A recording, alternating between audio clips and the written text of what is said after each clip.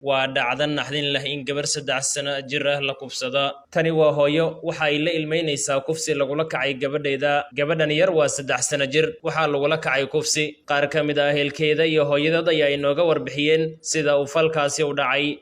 Ani cunugan wiilan ilma adeernaha dhalay. Iyayaan u ahay.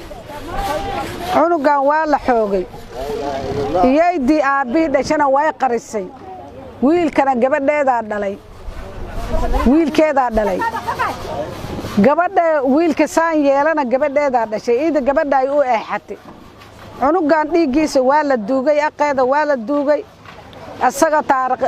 bishii 6 taariikh 20 la xoogay taariikh 5 oo shalay aan aniga maqlay taariikh 4 li keenay ee islaanta igu soo carartay sidii aan stationka aan geeyay booliska way aamini diiday dhakhtarka ka la geeyay ani umuliso waa fiiriyay waan arkay marqaata u baxaan u qaatay waan tusay way aragtay intii inji oo korkeeda go'ay aan fiiriyay waa cabiray sidii aan dhakhtarku u sheegay dhakhtarkii hadaas fiiriyay dhakhtarkii waa cararay isaga naftankiisa waa qarracmay marka ilaa gudaha as dhibki gaaray hadda kaadida meesha birta yar ay meeshaas nabar ka gaaray meesha kaadi ma reebani karta ma xaari karta xaarki waa dhiba xaarki waa haya laakiin waa xanuunsani waana cunug 2 sano iyo 7 bilood joogo marka ma xaari karta allaankan xaarka dhiba kaadida markay iimaaniyo markii kale iyadu waxba kale ma kasaysa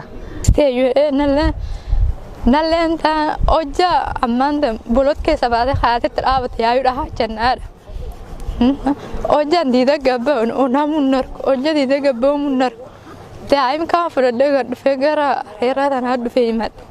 areemidinad akana jira areemidin daltan naalaar intaltaan ojala takum baanu nafi waltinej nafihan uraga waltinej daltan madaga arma sibitaal geesano sibitaal maamaasi muda sidoo kale waxa ay sheegeen inaysan marnaba raali ka ahayn in arintan maslaxa lagu dhameeyo dawladana waxay ka codsadeen in talaabo sharci ah laga qaado ninka gabadha falkani kula kacay aniga waxaan codsanaa in cunugan lii gargaara oo dhakhtarka dhibkii gaaray oo in lacag la qaato oo hadalka ma aragtay sharci Soomaali aan lagu dhameynin oo xakaamadaas ku dhamaadaan rabaa